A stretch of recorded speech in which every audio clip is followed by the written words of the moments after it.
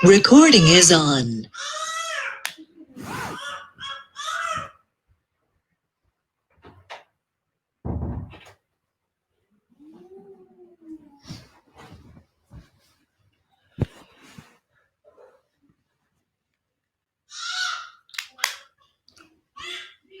अब ना guys, auto scaling क्या है? ऑटो स्केलिंग जैसे कि इसका नाम है, ऑटो स्केल होते हैं अपने रिसोर्सेज, राइट? तो ऐसे समझ लेते हैं कि हमारे पास एक एप्लीकेशन के लिए 4 सर्वर्स हैं, राइट? और ये चारों सर्वर्स हमारे लोड बैलेंसर के पीछे लगे हुए हैं, यानी लोड बैलेंसर से ट्रैफिक डिस्ट्रीब्यूट होता है इनका।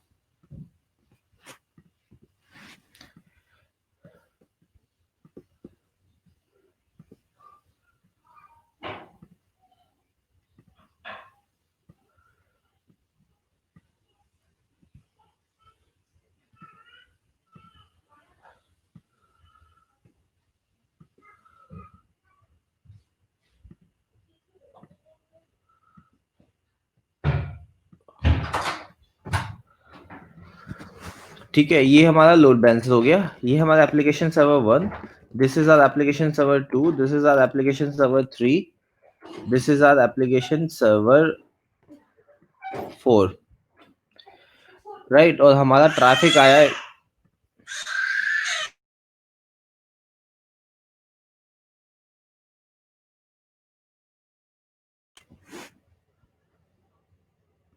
हमारा ट्रैफिक आया इंटरनेट से।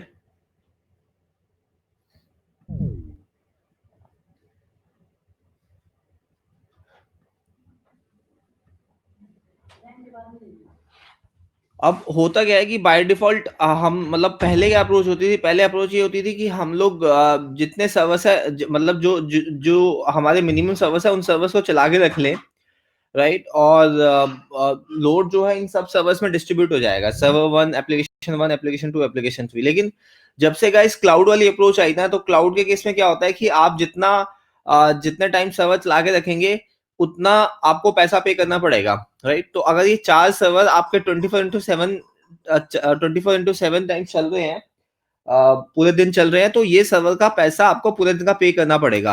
भले ही रात में हो सकता है आपका एक ही सर्वर यूटिलाइज हो,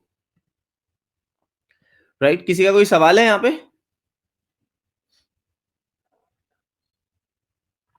अब ऑटो स्केल अप्रोच में क्या है? ऑटो स्केल अप्रोच में है कि भाई जब भी आपके पास सर्वर पे लोड आता है तो आपके सर्वर हॉरिजॉन्टली स्केल हो जाते हैं। यानी अभी मान लीजिए एक सर्वर है, ये फिर दूसरा बन गया, फिर तीसरा बन गया, फिर चौथा बन गया, राइट? और जब भी आपके पास लोड खत्म हो गया, राइट, तो ये सर्वर ऑटोमेटिकली कम हो गए।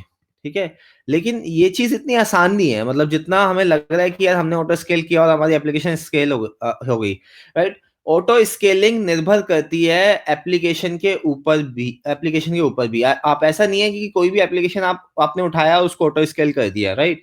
अब मैं आता हूँ क्यों ऐसा क्यों। काफी केसेस में क्या होता है, एक ही एप्लीकेशन में आपका डेटाबेस भी चल रहा होता है, जैसे मान लीजिए इसी पे भी। तो सबसे पहले आपको डेटाबेस उठा के बाहर निकालना पड़ता है, बाहर मतलब एप्लीकेशन बॉक्स से बाहर, राइट? उसके बाद इस डेटाबेस सर्वर पे एक तरीके से सारी एप्लीकेशन सेंट्रलाइज डेटाबेस सेंट्रलाइज हो गया, तो एप्लीकेशन सर्वर जो है इस डेटाबेस पे कनेक्ट करते हैं अलग अलग सर्वर्स के थ्रू। अब एक तो चीज होती है डेटाबेस, दूसरी चीज होती है गाइज सेशंस, राइट? तो सेशन के केस में क्या होता है, मैं यहाँ पे नोट डाउन कर देता हूँ क्या क्या 3 चीजें हमें ऑटो स्केल के समय पे जो एड्रेस करने की जरूरत पड़ती है। एक हो गया हमारा डेटाबेस, एक हो गया हमारा सेशन, एक हो गया हमारा स्टैटिक फाइल्स, जैसे कि डॉट जेपीजी हो गई, जैसे कि डॉट पीएनजी हो गई, जैसे कि सीएसएस फाइल हो गई, जैसे कि जावास्क्रिप्ट फाइल्स हो गई। ठीक है, और भी स्टैटिक फाइल जो चेंज नहीं होती। तो सबसे पहले डेटाबेस हमने सेंट्रलाइज अलग कर लिया। सेशन क्या होता है उसको समझते हैं पहले। तो जब भी आप जीमेल, फेसबुक, इन सब पे लॉगिन करते हैं, अपने ऑफिस की कोई वेबसाइट होगी, एप्लीकेशन होगी, उस पे लॉगिन करते हैं, तो आपने नोटिस किया होगा कि यार जब भी आप रिफ्रेश करते हैं लॉगिन करने के बाद, तो वो दोबारा आपसे लॉगिन पेज नहीं पूछता, राइट। वो दोबारा आपसे क्रेडेंशियल नहीं पूछता क्योंकि आप एक बार लॉग्ड इन हो चुके हैं। वो इसलिए नहीं पूछता क्योंकि सर्वर के पास आपकी आइडेंटिटी आ चुकी होती है। यानी अगर आप यहाँ पे हैं और यहाँ पे आपके पास अगर सेशन आईडी एक है, for example session ID is equal to abcxyz, right. तो ये सेशन आईडी यानी abcxyz इस सर्वर के पास आ जाती है, राइट। सर्वर के पास सारे सेशन आईडीज होती हैं। जैसे सेशन हो सकता है एक हो सकता है 123 QW हो, राइट। एक हो सकता है आपका सेशन हो XYZ 123 हो।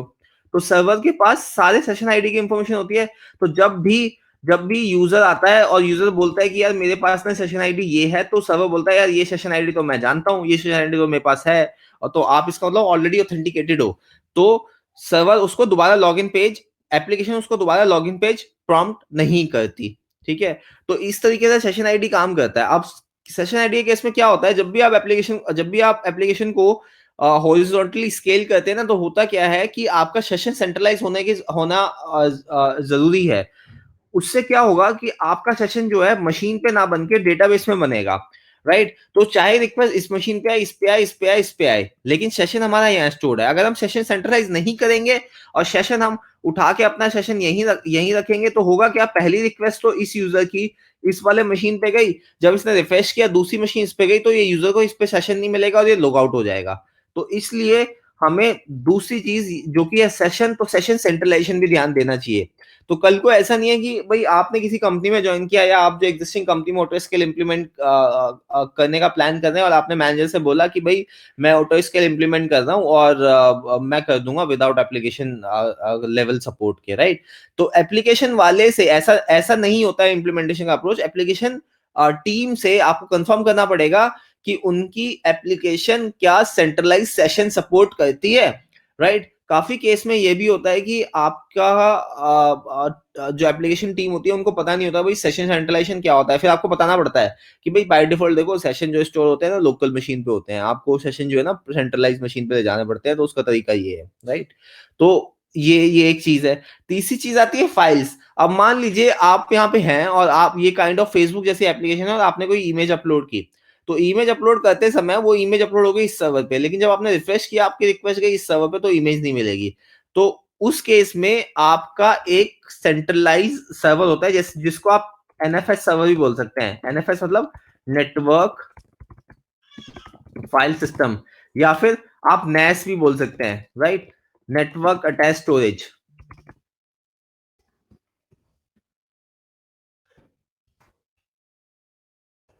तो इस केस के अंदर आपके जो सारे सर्वर्स हैं इससे कनेक्टेड होने चाहिए, राइट।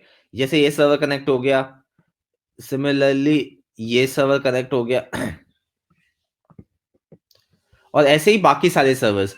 तो जब भी कोई भी फाइल अपलोड होगी, वो गाइस फाइल अपलोड होगी यहाँ सेंट्रलाइज लोकेशन पे, चाहे वो इस पे अपलोड हो, चाहे वो इस पे अपलोड हो, चाहे वो इस पे हो, चाहे इस पे हो।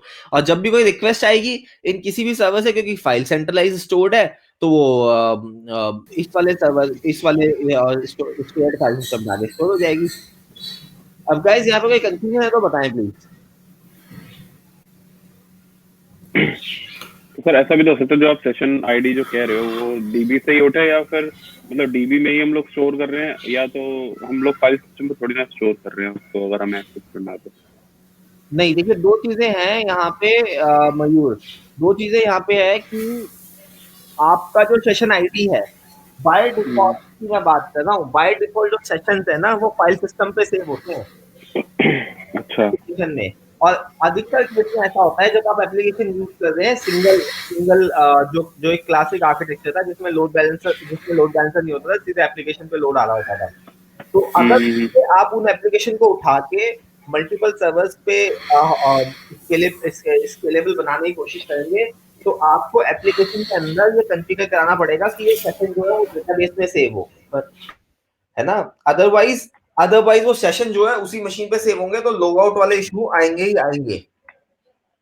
अच्छा।